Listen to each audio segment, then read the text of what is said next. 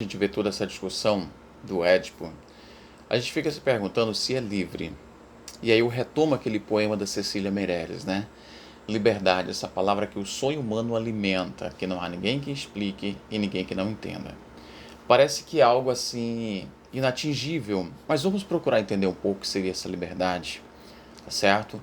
Dentro dessa perspectiva de liberdade, nós somos livres ou determinados?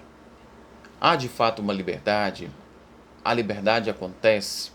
E aí precisamos compreender algumas coisas dentre essa concepção, o livre-arbítrio.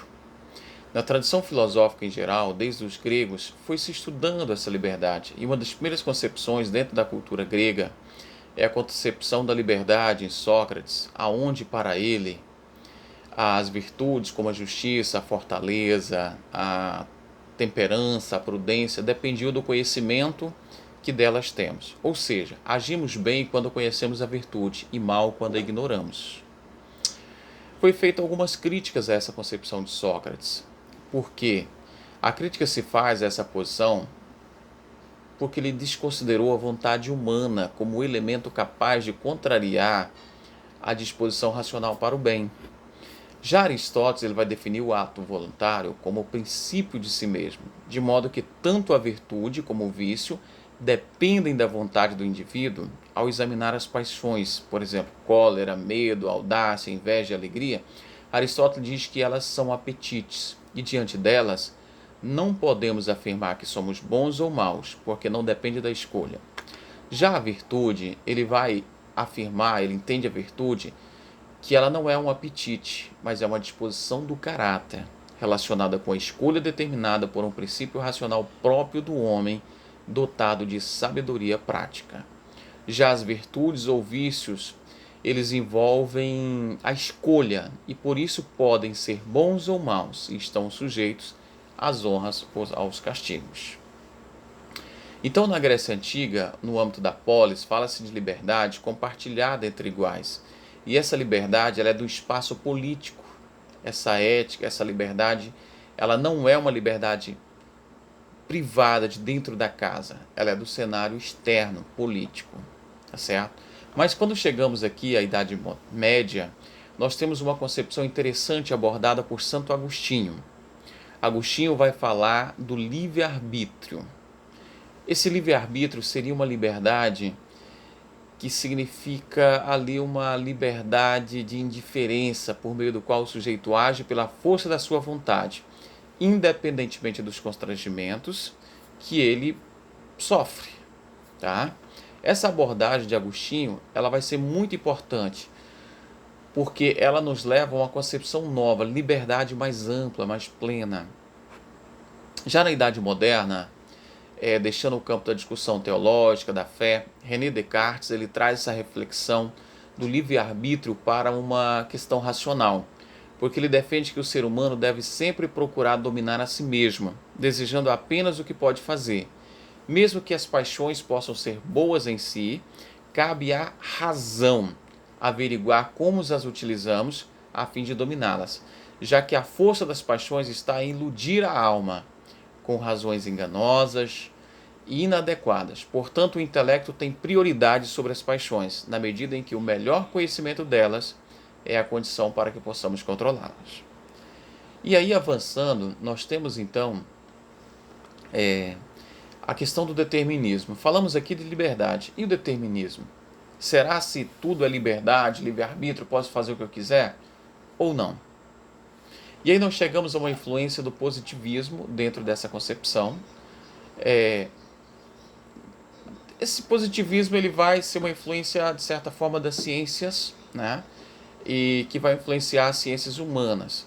É importante que conhecemos que o positivismo apresenta três estados, três fases, né? O estado teológico, que é esse, o teológico, que é esse baseado na religião, e o estado metafísico, que vai começar no século XVIII, né? O estado teológico ele vai até o século XVIII, e logo em seguida começa aí no século XVIII o estado metafísico, que vai ao século XIX, e do século XIX em diante nós temos o estado positivo. A essa reflexão nós vamos avançar aqui observando essas influências dentro da perspectiva do olhar sobre a liberdade, do behaviorismo e várias outras correntes e pensadores. Mas eu quero destacar aqui, dentre os pensadores da liberdade, os teóricos principais, trazendo aqui Baruch Spinoza. Baruch Spinoza, que era um holandês que viveu no século XVII, de uma visão incrível, um pensamento incrível sobre a liberdade, e ele traz uma concepção inovadora em relação a corpo e alma. E ele traz uma ética da alegria e da liberdade, numa concepção fantástica. Já para Spinoza, dentro dessa ética da alegria e da liberdade, se torna uma concepção muito inovadora.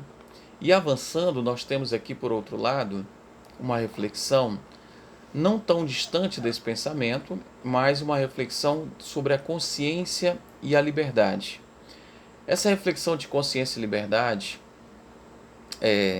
não há como negar que o ser humano sofre influência da cultura que herdou, do tempo, do espaço em que viveu. Então, consciente, ele é capaz de conhecer essas condições, esses condicionamentos, esses momentos. Então é importante observar que você é livre, ou para ser livre, além de ser livre, você tem que ter consciência de que você é livre. Tá? É muito importante essa reflexão. E aí o francês, o Alain, ou Emily Auguste de Tachier, né? Ele diz que quando era pequeno, ele via um barco, ele acreditava que o barco estava indo para onde o vento levava. Até que depois ele percebeu que o barco, na verdade, usava a força do vento, avançando contra o vento pela própria força do vento. E então ele percebeu que a causalidade ela não é ignorada, mas ela introduz-se uma outra causa, a consciência do determinismo, que transforma o sujeito em ser atuante, e não um simples efeito passivo. Ou seja, assim como o barco movendo contra o vento, a própria causalidade faz e traz-nos a liberdade ao agir de tal maneira em que o indivíduo ele é consciente e prático. Então nós vamos aqui agora à fenomenologia, a liberdade sitiada, dentro do filósofo francês da fenomenologia, né? Nós temos aqui a faticidade. A faticidade ela pode ser entendida como a dimensão coisa, que todo ser humano tem o conjunto de suas determinações. Segundo a faticidade, nós temos um corpo, nós temos uma família, um grupo social, situados em um tempo e espaço que não escolhemos. E em contrapartida a isso, nós temos a transcendência, que é a dimensão pela qual o ser humano executa o movimento de ir além dessas determinações, não para negá-las, mas para escolher e dar sentido, a dimensão da liberdade. E aí nós temos Merleau-Ponty, um dos mais importantes filósofos da corrente fenomenológica, Marie Merleau-Ponty, né, francês, em que ele relaciona a liberdade com a compreensão do corpo, como condição de nossa experiência do mundo. Eu não tenho um corpo, mas o meu corpo, ou seja, o meu corpo não é um objeto do mundo, mas é aquilo pelo qual o mundo existe em mim. O corpo não é uma coisa, tá? Que está no espaço-tempo, mas é por onde eu habito o espaço-tempo. E nós chegamos aqui a Sartre como a concepção. Para Sartre, o existencialismo, né, diferente dos outros, eram fenomenólogos, trabalhavam com fenomenologia, e Sartre já com existencialismo. E dentro da visão de Sartre, de uma maneira impressionante, ele vai dizer que a existência precede a essência. Como assim? Dentro dessa perspectiva, primeiro eu existo. O que acontece ao indivíduo quando ele percebe para si, né? Ele percebe a sua existência, e aí então se define a sua essência. E aí ele vem trazer aqui a concepção, o indivíduo primeiramente existe, se descobre, surge no mundo, e só depois se define. E dentro dessa perspectiva temos a angústia e a má-fé, né? Nessa visão, aqui a consciência, o indivíduo vive a angústia da escolha. Muitas pessoas não suportam essa angústia, fogem dela,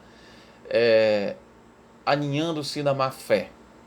Diríamos se está condenado à liberdade, mas muitas pessoas não sabem o que fazer com ela, tá certo?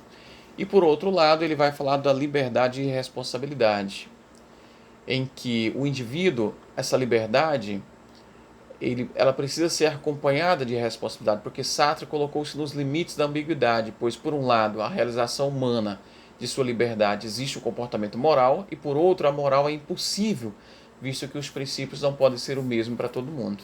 Tá? Mas uma visão interessante do Sartre é dentro da concepção de relacionamento, a ética e liberdade.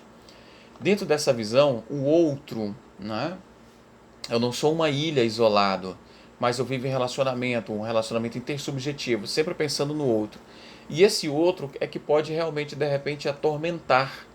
E aí por isso que se diz que a liberdade de cada um é limitada unicamente pela liberdade dos demais. E aí se diz que o inferno são os outros. Mas dentro do pensamento de Sartre, precisamos pensar também que o que importa não é o que os outros fizeram, mas é o que você faz com tudo isso. É o que você faz com o que o mundo fez para você, tá bom? Então responda às atividades, bons estudos, continue estudando, se proteja porque a pandemia não acabou, que Deus nos abençoe e estude.